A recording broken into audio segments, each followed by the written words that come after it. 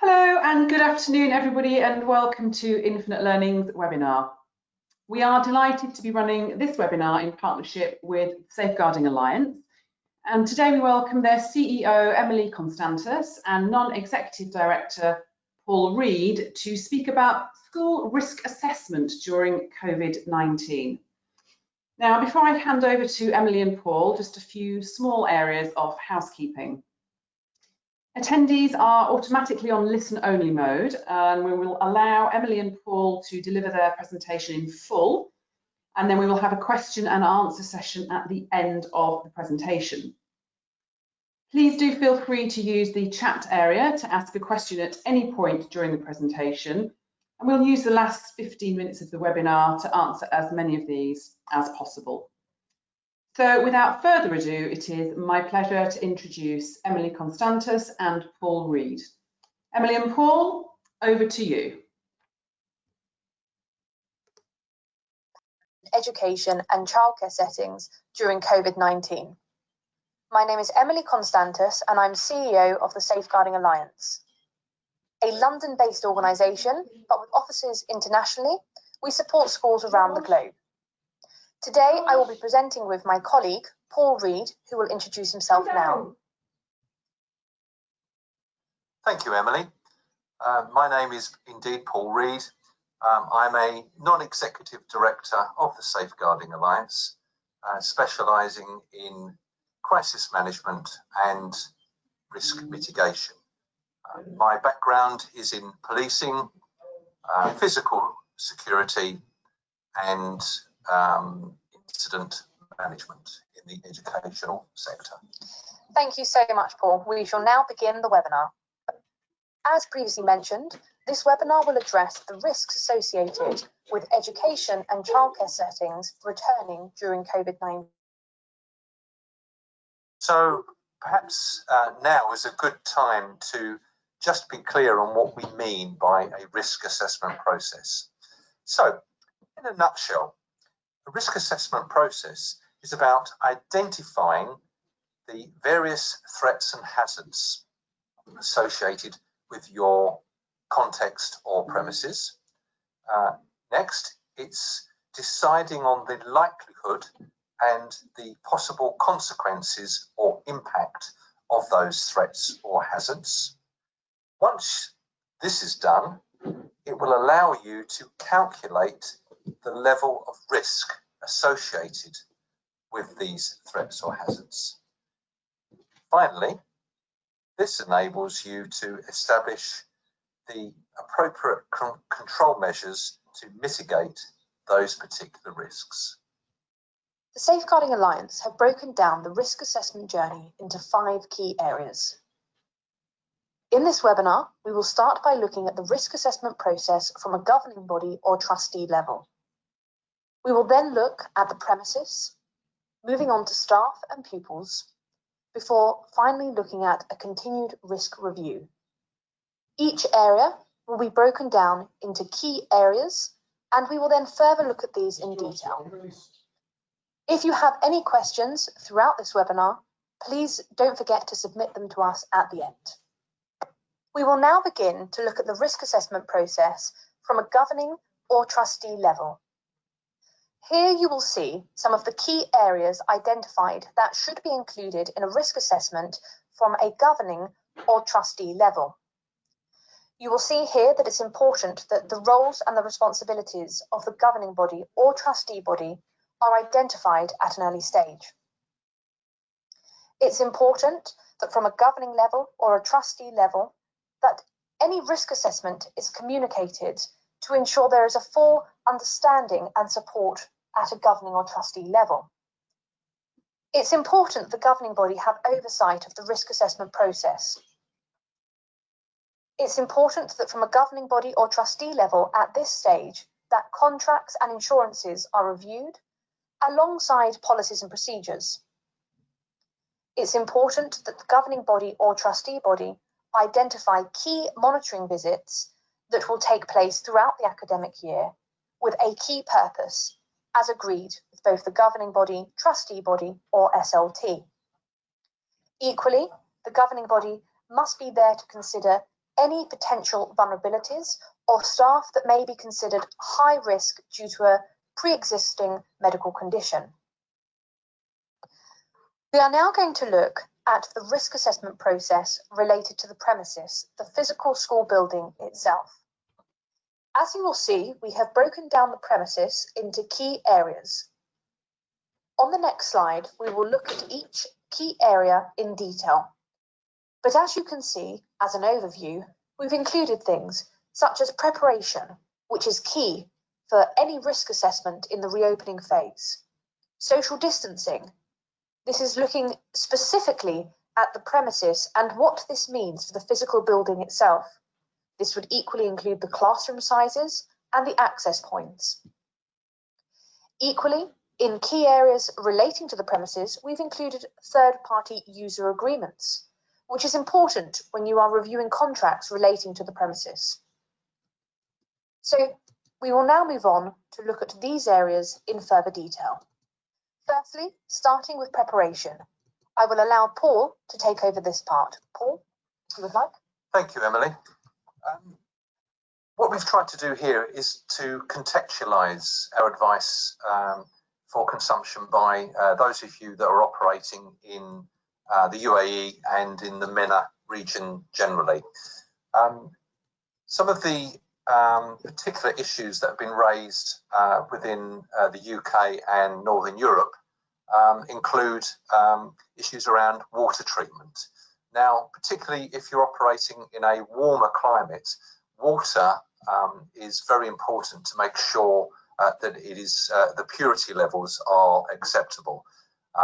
Certainly in terms of the avoidance of the Legionella bacteria, making sure that your water tanks and systems are fully flushed and cleansed prior to opening. And if you do have facilities to heat the water via your heating system, if the premises does possess one, then it's good advice that is supported by the UK Health and Safety Executive that the water is heated to a high level via the heating system to kill off any bacteria. If you don't have this option, then obviously you're going to need to add some particular cleansers into the treatment. Next, you should have maintained your repair timetable. You should ensure that your maintenance staff have kept up with repairs and maintenance procedures. If that isn't the case, then you need to do a dynamic risk assessment and make sure that everything is thoroughly checked before the premises is reopened.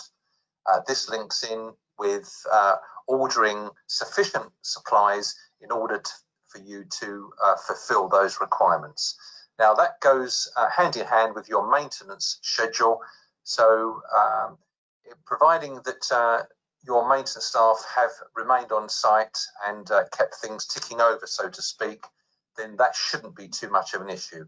If it has been totally closed and no staff have been on site, then you're really going to need to go and check all the maintenance issues. Finally, you're going to really need to review and perhaps revisit the protocols associated with your school bus providers, ensuring that they've got appropriate risk assessments that are cognizant of the new requirements of COVID-19. Fabulous, thank you, Paul. Equally, addressing social distancing in the physical premises itself. Now we are going to look at in more detail how social distancing will look for both pupils and staff members, but this is about the physical social distancing within the premises. It's important to include within the risk assessment whether your school will start to put up signs or posters and how you will communicate social distancing within the premises to the whole school community. This could include taping off certain areas, but again, within the risk assessment, it must be communicated. For the social distancing, again, looking at a staggered access, how this will look for your school. This must be included within the risk assessment itself. You may wish to include a classroom design to ensure how you will keep both pupils social distance and staff members, and equally looking at the playground and any outdoor area as well. This then brings us on to the classroom sizes themselves. It's important to identify whether within the classroom you will be able to socially distance both the pupils and staff, including looking at what signs will need to be put up, identifying the entry and exit positions within the class, and also looking at ventilation. Now, we know it's often impractical for windows to be open in the UAE because of the heat. So in terms of the ventilation system and the air conditioning system, what we would certainly advocate, based on scientific advice, is that at very least filters are cleansed and are checked to make sure that they are fully operational. Thank you, Paul. And going back as well to the premises itself, looking at the seating arrangements, how will you separate children if you need to within the classroom itself? And how that will be communicated to the pupils. Again, whether there'll be signs or posters, and whether these will be updated as government guidance changes. Within the classroom, it's important to consider within the risk assessment, the waste disposal system. We know here in the UK that classes have been required to have a bin with a lid. Obviously, this is a UK guidance, but again, it's about ensuring that any physical changes that need to be made to the premises are in accordance with the guidance that shall be issued. I know we mentioned previously access points. It's important when we're looking at the premises, we do not just address the inside premises, taking also into consideration the external premises, how parents will be dropping off and picking up children, and how this will look in order to ensure social distancing is maintained both on-site and off-site. It's important to look at who has access to the building and how within the premises itself access will be confirmed, but through social distancing. So there may be the use of a CCTV system. Yes, Emily, just want to pick up on that particular point. Many schools have made the decision to minimise the number of people that actually are allowed to visit the school during school hours. This is probably a good idea because it certainly allows the school to control access to all the areas and minimise any chance of contagion from outside influences.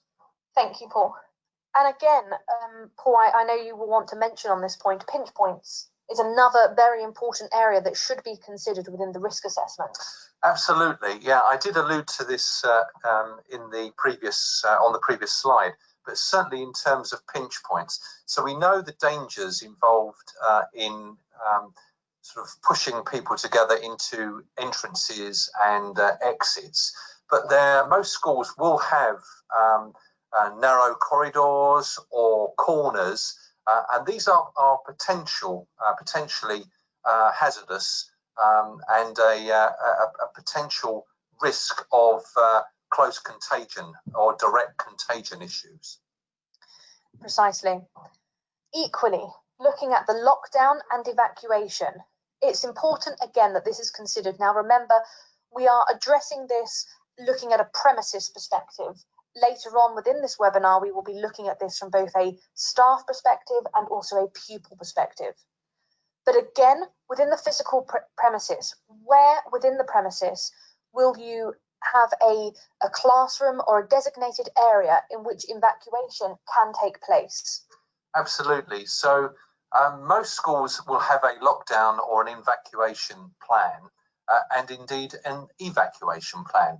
But it is useful just to review those protocols and procedures and just make sure that you're avoiding pushing people into a compromising area that could increase the risk of contagion. So look at your marshalling points, where people were evacuated to, and in terms of inside the premises, are people still able to physically distance themselves even when they're confined to a particular room or classroom? And I think it's important to add here that it may not be a lockdown or an evacuation process in response to COVID-19. It's important to also take into consideration other risks that may put your whole school into a lockdown and how that would work during COVID-19. Absolutely, Emily. The same risks are that were there before the advent of COVID-19 are still there. So still provision has to be made to mitigate against those other risks, whether it be trespassers on your premises or any kind of cloud or gas or anything like that. So I think what we're saying here is it's important within the risk assessment to consider not just a lockdown or evacuation in response to a COVID-19 confirmed case, but equally within the risk assessment considering how, if a non-COVID-19 situation presented itself, you would be able to maintain social distancing within that situation. Again, when we're looking at lockdown and evacuation and the premises, it's important that the physical premises itself has, again, a toilet facility, water facilities, waiting areas, and PPE for staff. If we're looking very quickly, I'm just conscious of time, if we're looking at the outdoor area, it's important that there are signs, posters, and this is included within the risk assessment, how you will mitigate potential mass gatherings in your outdoor areas. As part of your risk assessment process, it should include how cleaning will be undertaken for both the whole school, but also specifically looking at the catering department itself. We will now look at the risk assessment process related to staff. Here we have outlined some of the key areas relating to the risk assessment for staff. As you will see, we've included things like contracts and job descriptions, which are extremely important for staff returning to school during COVID-19, ensuring that policies and procedures remain updated and any updates are communicated. On the next slide, we will look at each and one of these elements in further detail. Firstly, looking at contracts and job descriptions. It's important that job descriptions are reviewed in light of COVID-19 to ensure that they are fit for purpose, taking into account any changes to practice and changes to the roles and responsibilities. And it's important that staff are aware of these changes to their roles and that they are happy to proceed with them. It's important that there is a COVID-19 clause implemented within these contracts, taking into consideration the well-being and how this will be communicated across the staff board.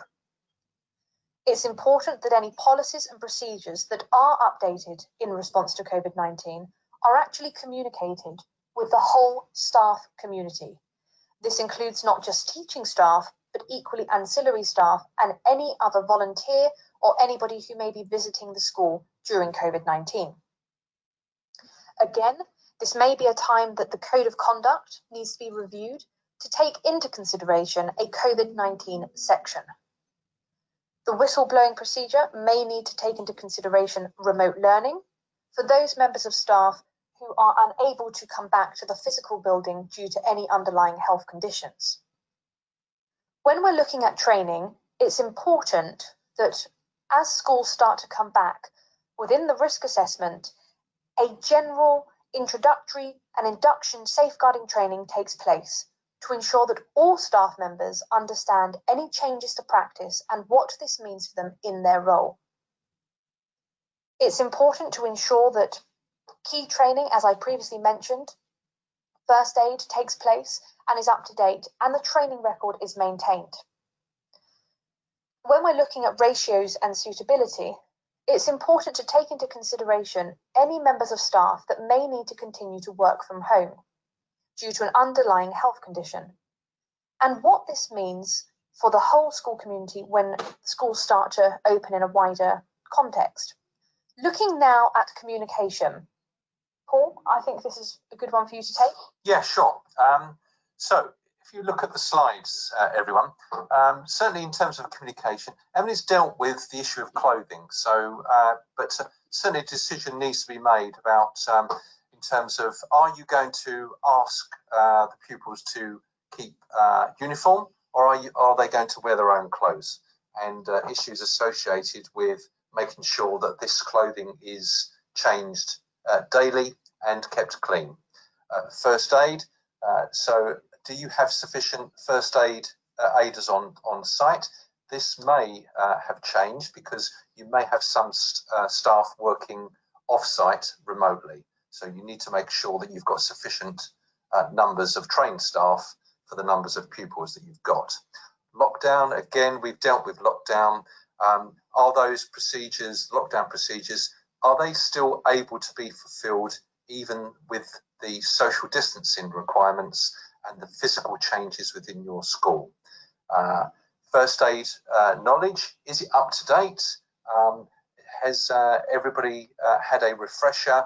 A lot of people have been off site for some time, so do you need to have a first aid refresher? Thank you, Paul. Equally, I think it's important here to mention the importance of having a communications plan and strategy, and also a media strategy. Within the risk assessment, identifying who will communicate any key messages that need to be communicated to the wider school community, how they'll be communicated, and when they'll be communicated. It is an important opportunity now to start reviewing and revisiting that media strategy and looking at who will take the responsibility for that. And that's important to ensure that the key messages are communicated to both visitors and the whole of the school community at the same time. It's also important within this risk assessment to identify the information sharing strategy, how that looks for your school. And if you are having to share information, it's important to obtain the relevant authorities to do so. Looking at key roles and responsibilities, it's important to identify who, as Paul mentioned, are these key roles and responsibilities, as these may have changed in response to COVID-19. And it's important to ensure that there is a DSL, that everybody is aware of their role and who they are and how they can be contacted, including being contacted remotely. Ensuring that, as Paul said, there is a relevant first aider, fire officer, and equally cleaning staff. Within the risk assessment, it's important to take into consideration, if COVID-19 is confirmed in your school, what will be your deep clean system? Do you have an internal cleaning staff that you will call in, or do you need to contract with an external company? If it is the latter, it's important within the risk assessment to make a note and identify who your deep clean company will be that you will use in response to COVID-19. And again, if we are addressing roles and responsibilities, identifying the finances, the senior leadership team, ensuring that the key personnel within those roles hasn't changed in response to COVID-19. Paul, I know that you wanted to look at testing, absence and illness, so I will hand over to you now. Yeah, thank you, Emily. Just in terms of the availability of tests,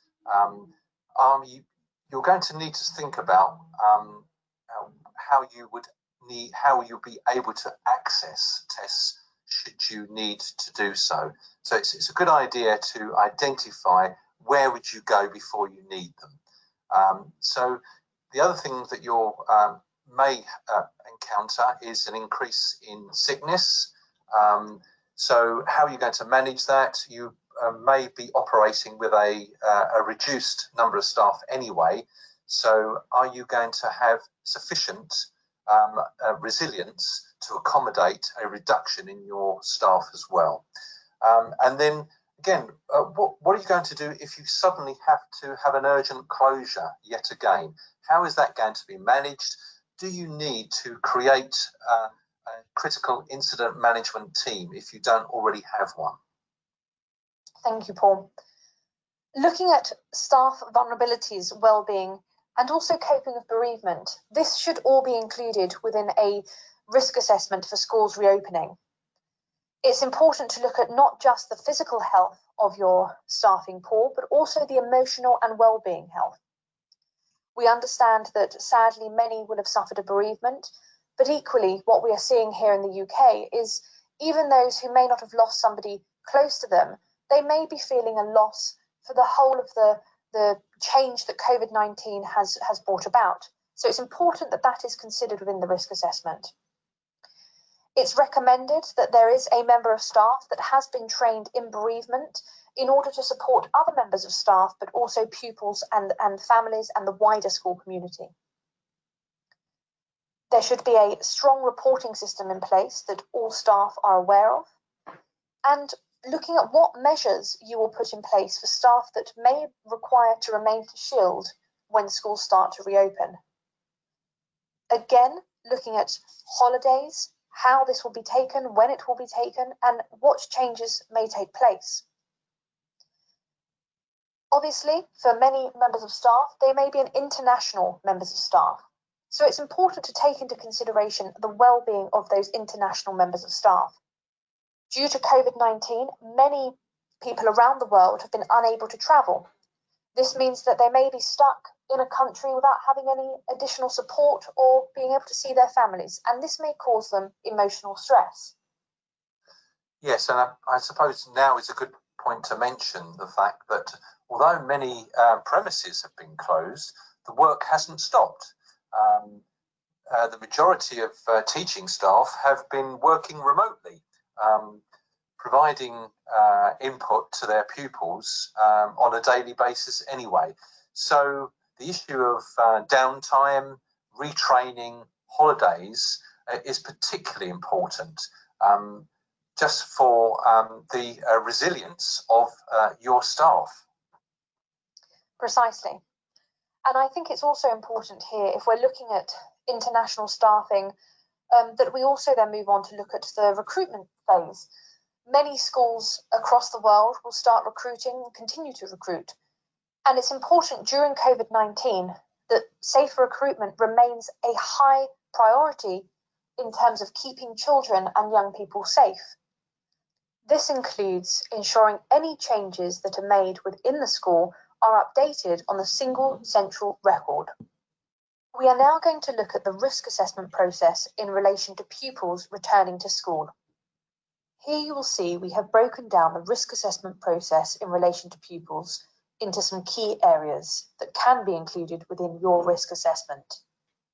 You will see we've included things such as safeguarding and well-being, and looking at the transition process, specifically relating to those pupils who may struggle during this process, taking into consideration those pupils who may display challenging or extreme behaviour, and equally pupils who may have special educational needs or disabilities.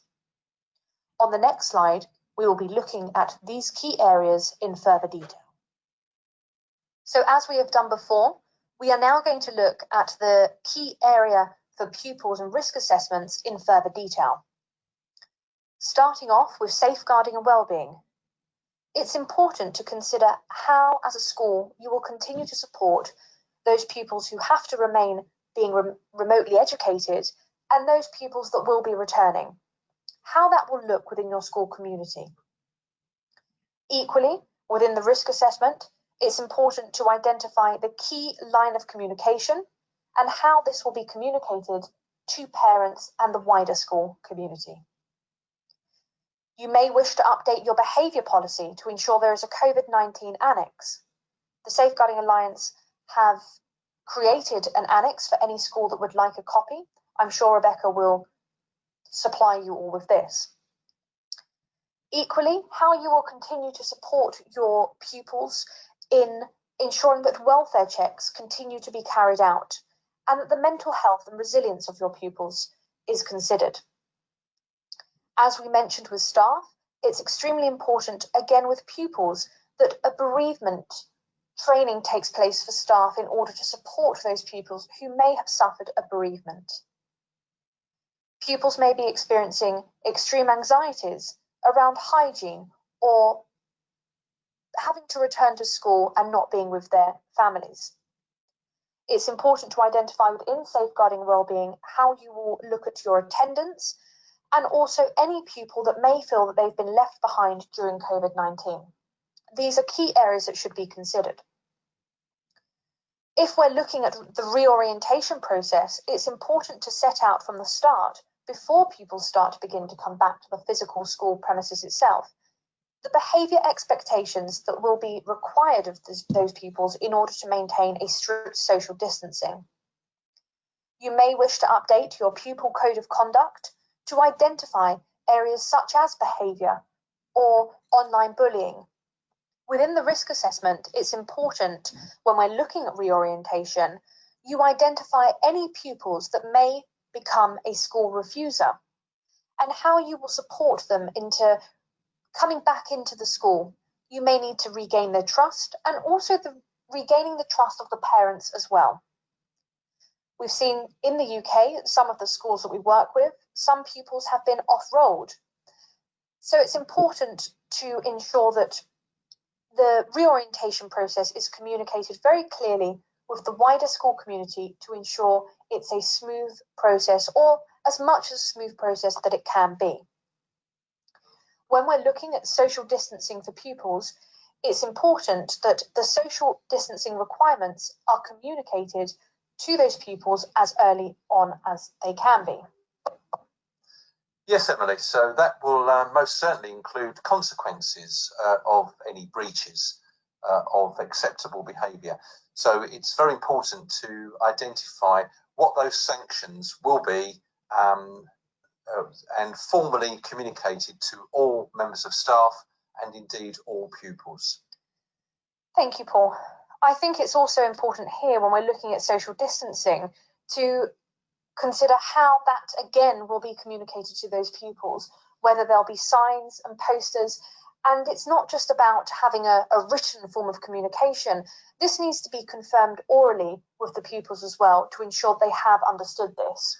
So what we have found, certainly in the UK, and I would imagine probably there's educational professionals that have got some good ideas in the UAE, but one good practice that we've identified is the use of diagrams and indeed photographs, which are sent out to ensure that pupils know what they're coming into before they actually arrive in school. And crucially, parents know how the physical layout of the school and the systems may have changed since they were last in the premises.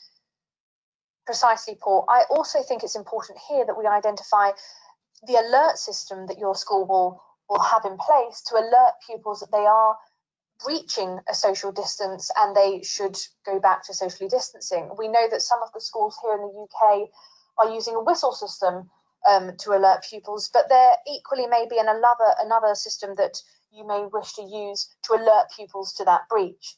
But again, it goes back to communication, and it goes back to, within the risk assessment, identifying, if you're looking at an alert system, what that effect may have on your pupils who have special educational needs. So it's important that whatever system you put in place is put into context of your pupil community. Yes, and at the end of the day, we're not in the business of frightening pupils into submission. We want them to work as a partnership with the school. So it's about communicating and ensuring the whole school community understand the importance of what you're trying to do for their own safety. And that then goes very nicely on to looking at extreme or challenging behaviour. Now, within the risk assessment, we would recommend having an annexed risk assessment or an individual risk assessment for any pupil you feel displays extreme or challenging behaviour. It's important to identify within that risk assessment the factors that would trigger such behaviour. And it's important within those individual risk assessments to identify which element of extreme or challenging behaviour that pupil may display. This could include biting, spitting, or any physical contact that pupil may have with either a member of staff or another pupil. Within the risk assessment, it's important to balance up whether looking at that extreme and challenging behaviour in response to COVID-19, that pupil would be safe at home, continuing the remote learning environment, or back in school. And it's important that those factors are taken into consideration within that risk assessment. This links very much into your reappraisal of your behaviour policy and indeed your positive handling policy as well. And if we're looking at positive handling, I think it's important to look at de-escalation tactics, specifically in response to COVID-19, to ensure that you try as much as you can not to end up in a position whereby you have to use positive handling to reinforce such behaviour. Absolutely.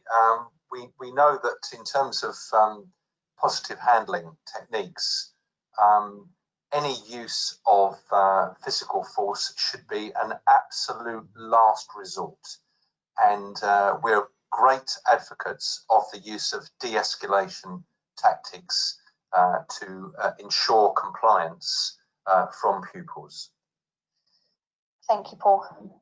And again, I think that then goes back onto communication with those pupils, how communication will take place, what are the key messages the school want to give to pupils and their families for the school return, where that communication will be communicated and when.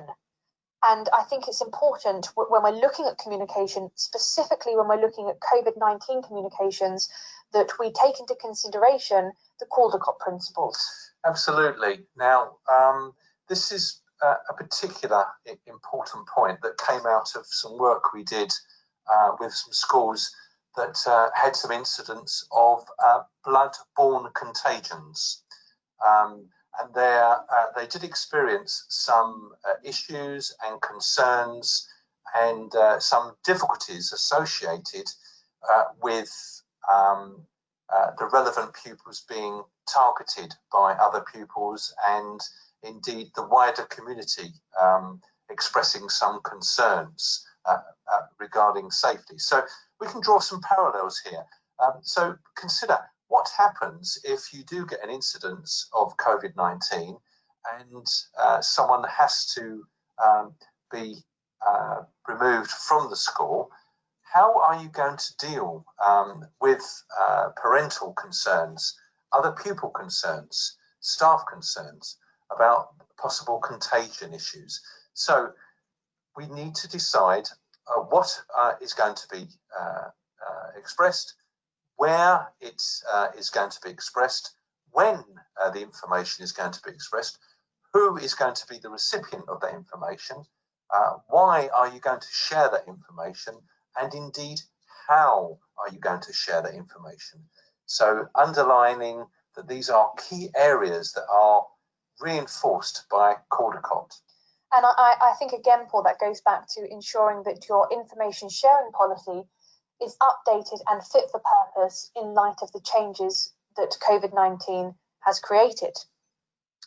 When we're looking at pupils with SEND, special educational needs and disabilities, it's important that there is a separate risk assessment undertaken for those pupils, and that is communicated with both the pupil and the family and the wider school community.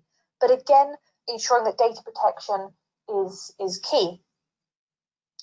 Such risk assessments for both SEND and extreme or challenging behaviour should be regularly reviewed, and strategies should be thought of and implemented, and these should be identified within that risk assessment. It's important for all pupils that the contact details are updated and that they are maintained. We have seen very sadly in many of our schools that we work with internationally that some pupils have lost parents, carers, grandparents. So it's important that the school, at the start of the school starting to reopen, Identify any changes to contacts so that you are not contacting somebody who may not be there.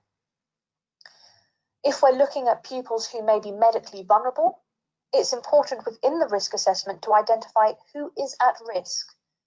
And again, balancing the risk of that pupil returning or continuing with a remote education that should be provided.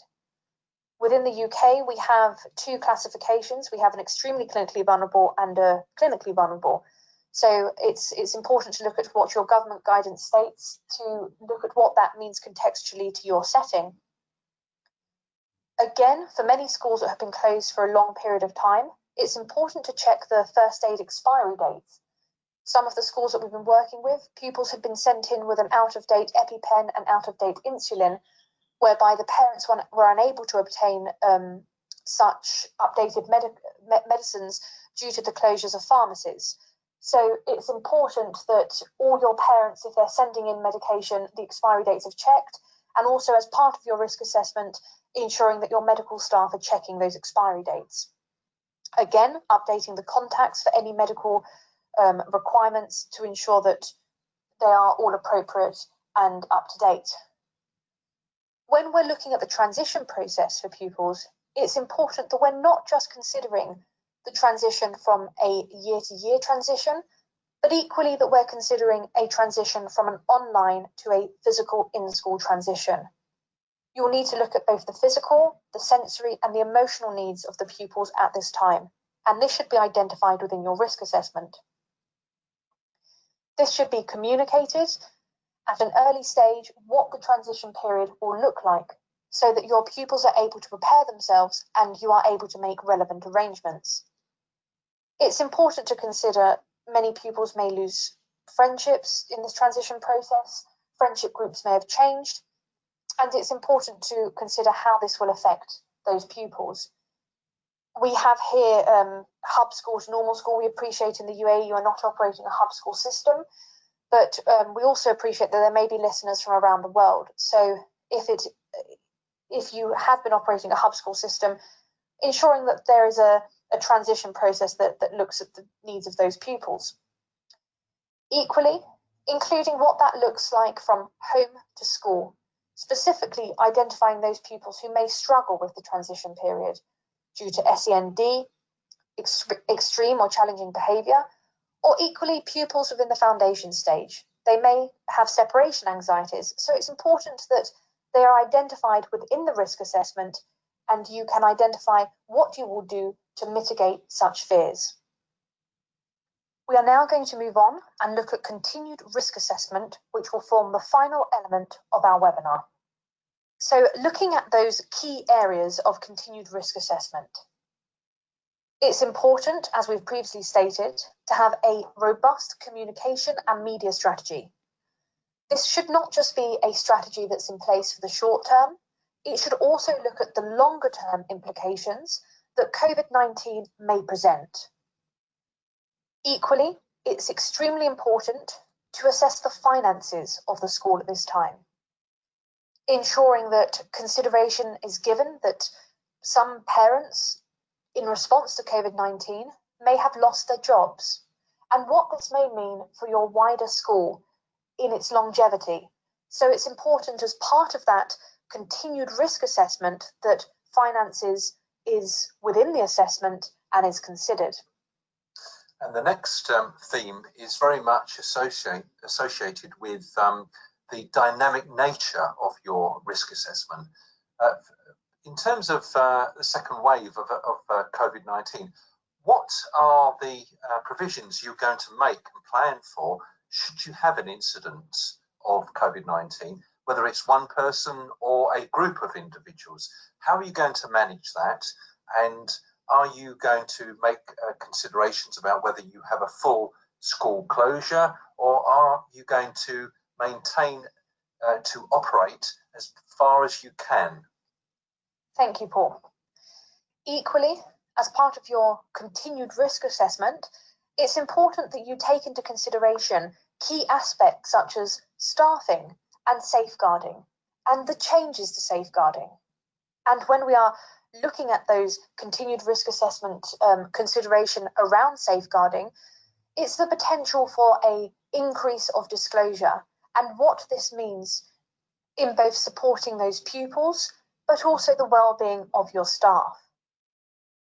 Within the continued risk assessment, it's important to identify, as Paul previously stated, a long-term remote education plan should there be COVID-19 wave 2, and identify any long-term risks that may be associated to the pupil, family, and staff, looking at the sustainability and equally the accountability of the risk assessment itself. Who will take the lead on reviewing all of the risk assessments, policies, and procedures? These are all key areas that should be continuously assessed within your risk assessment process. Now, I am aware that we may be running out of time, and I'm aware that many people may have some questions. So we will stop the webinar now and move on to our question and answer session. So we have now moved on to our final stage of this webinar, where we'll be taking some questions and hopefully providing you with some good answers. We look forward. Thank you so much. We are delighted. Okay, thank you very, very much, Emily and Paul. Without further ado, I'll move on to the questions. We've received quite a few around this very important subject matter. So let's try and get through as many of those questions as we can now. I'm going to go through them in the order in which they have appeared. Okay, so question here from Name. This is challenging. I think this is in relation to the distance, social distancing and how far apart. So we can probably have 8 students with a 2-metre distance. Can we move from a 2-metre distance, keep it to a metre of 1.5? Is that advisable? Okay, Rebecca, just to confirm, can you hear us okay? Yes, I can hear you. Thank you. Okay, fabulous. I think I'm going to give this question straight to Paul. Yeah, thank you, Emily. Right, so in terms of the actual distance, we know that 2 metres is the recommended distance under UK advisory. However, some countries have indeed identified that 1.5 metres is their preferred choice, and the WHO have indicated that they are comfortable with 1.5 metres. So really, my advice is to be guided by what the advice is from your official sources in the region, but it would appear that based on scientific advice, anything between 2 metres and 1.5 should be okay, as long as it's as long as you bear in mind that it's regularly reassessed and it's complied with. Brilliant, thank you, Paul. That's very useful information. The next question is from Melio. I hope I've pronounced that correctly. How can we, as operational guys, make sure inside the building students will follow or practice safe distance? There is a risk of behavioural issues which may affect this. Okay, Rebecca, I think Paul and I will tag team on this one. So I think to start off with, it's important to ensure that any expectations in behaviour are communicated as early on as is possible. So to ensure that pupils are aware of the social distancing rules and that you have family engagement as well. I think it's important within the physical premises to have adequate signs, posters, and also creating a physical barrier to ensure that social distancing can take place. Many schools have implemented a one-way system in the corridors to ensure that social distancing is adhered to. I think also it's important to review your behaviour policy and pupil code of conduct. And again, that goes back to the communication element. If pupils are aware of what is the expected practice and behaviour in school, hopefully they will adhere to it. And I think what Paul mentioned within the webinar, ensuring that any sanctions that may have to be used are communicated as well. Yeah, I'd certainly endorse that and echo those that particular advice. I'm a great believer in trying to get demonstrations going. So I think if we sort of preempts a lot of potential problems by clearly demonstrating what are the requirements, and also try and make it a little bit fun. This is something that we would normally do for evacuation and evacuation, not to frighten the individuals, but to make it as pleasant as possible without diluting the main safety element of what you're trying to achieve. Brilliant, thank you guys, very comprehensive answers there. Next question, another one from Name. Do we deep clean every lesson, and do the teachers take responsibility for this? Thank you, Rebecca. I think in response to that question, it goes back to what procedure you have within the school itself. If we're looking at a UK model here, some of the schools are implementing teachers cleaning after every single lesson. And in some schools, they have the cleaners going round with an additional cleaning rota, cleaning after every single lesson. I think the question potentially is twofold. One, should there be a deep clean after every lesson? As best practice in response to COVID-19, yes, there should be a deep clean, but practicality-wise, no, it's not going to be possible after every single lesson. So it's important to ensure that pupils understand the importance of cleanliness within the lesson, and as much furnishings can be removed as possible within the classroom itself. Yeah, I think I'd broadly agree with that.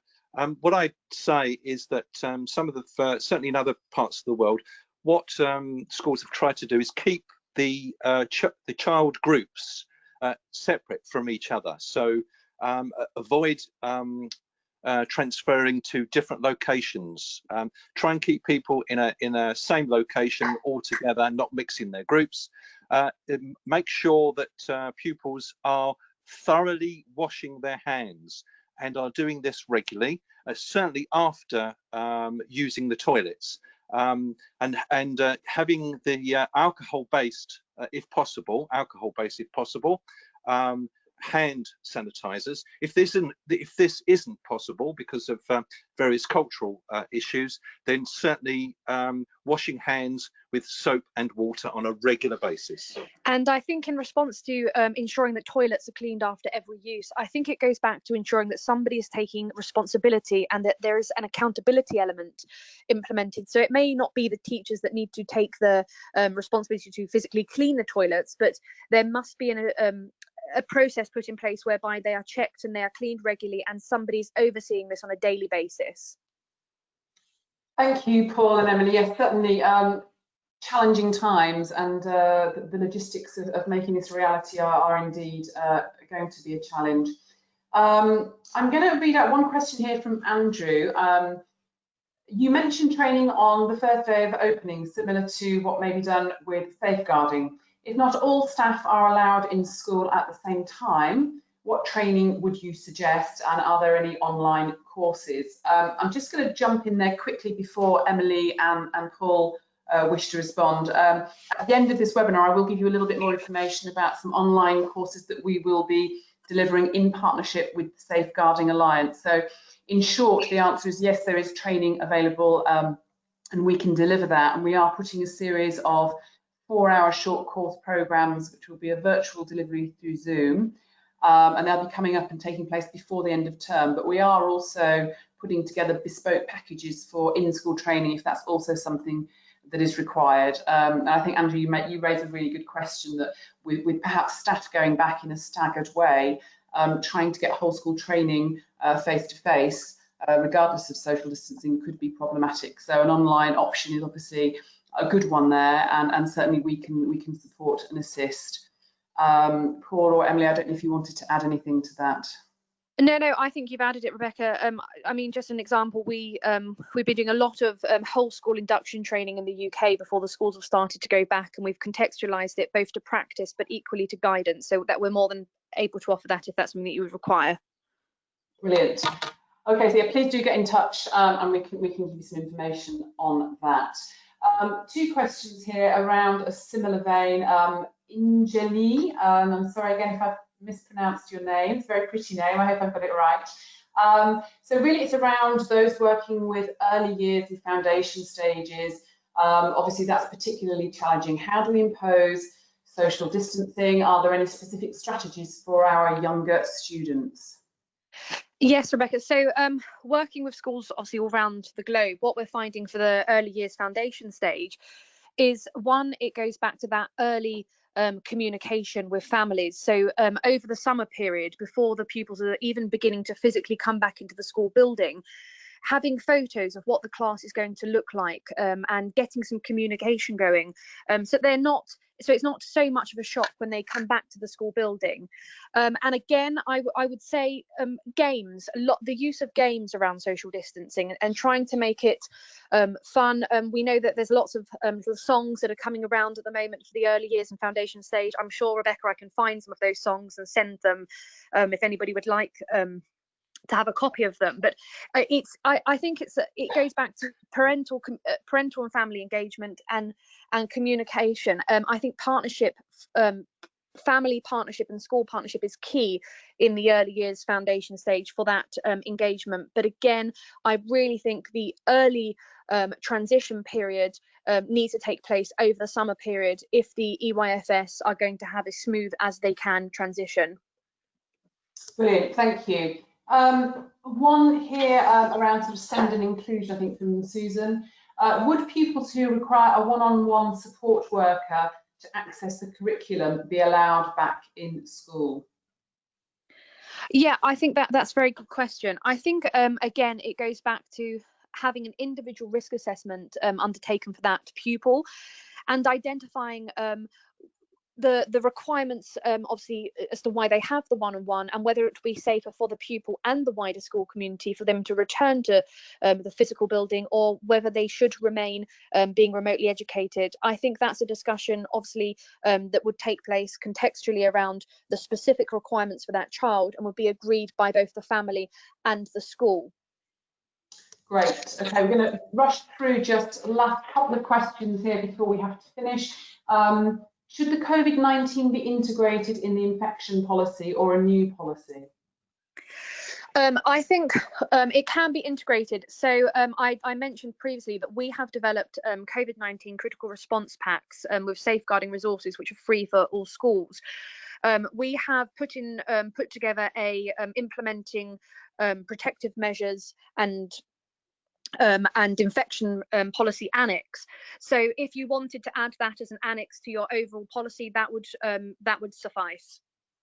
Okay. Manager has replied. He had the question about so I'm going to go back to his original question, which was about the operational guys, and his follow-up question is, no, what I mean is inside a school premises, after all their children, there's a high risk factor on students who come to school in groups. What will be the real viability when we think about risk assessment on the situation? So if we're looking at children coming back into school in groups, I think what Paul mentioned previously, it's important as much as you can.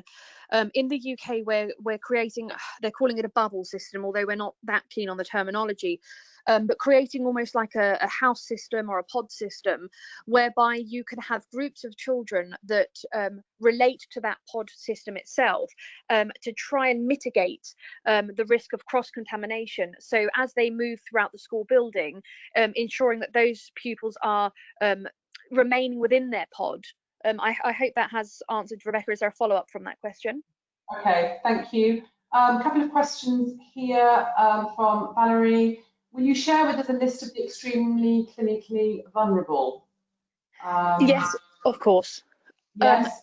What are the measures in place for drop-offs, temperature checks, etc.? Okay, so again, that goes back to what guidance will be issued in the UAE. Whether you will have to undertake a temperature check. I think if a temperature check is going to be undertaken, it's important that you have a monitoring system. And again, that goes back to looking at your lockdown and evacuation process, whereby if a pupil is attending with a temperature, it's important that's communicated as early as can be, and obviously to mitigate any risk of cross-contamination. But equally, we found a lot of schools around the world ensuring that it's communicated to families as early as possible that any pupil that does have a temperature should not be being sent to school in the first place. Yeah, and also, Rebecca, there's another point that I think schools need to be aware of, is if schools are going to use that particular testing regime, temperature checks, upon arrival at school, people need to be mindful where that's conducted, because what happens if a child actually is shown as having a temperature?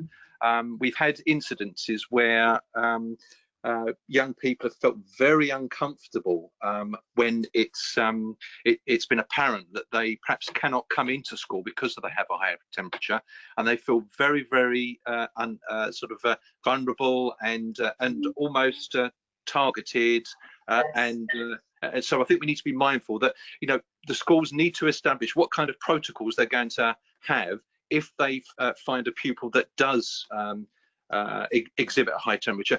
How they're going to deal with that? You know, is it going to be in a public area? Is it going to be done in a private room where you can sort of just shepherd them off to another area whilst they wait before they're collected, before they go home? So just be mindful about well-being and also sort of how people feel. Yeah, it's very good point, Paul. Thank you, and thanks, Valerie, for raising that question. Guys, we're just about out of time. I think we've pretty much answered most of the questions.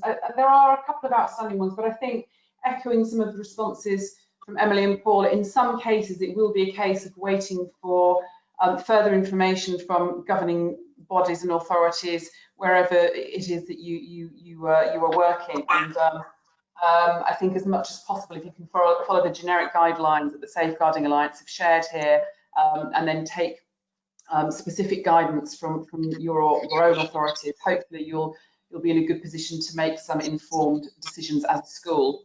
I would just like to say, therefore, as we conclude, a very big thank you to Emily Constantis and Paul Reed for sharing their knowledge and expertise. To all of our attendees today, we've had over 85 people here listening in with us today, and an additional 70 that have registered that will receive the recording afterwards. If you do have any questions that we just didn't get time to answer, or that you've forgotten would like to ask afterwards, please do get in touch with us, and we'll be more than happy to assist. As I've mentioned, a video recording of the webinar will be sent to you tomorrow.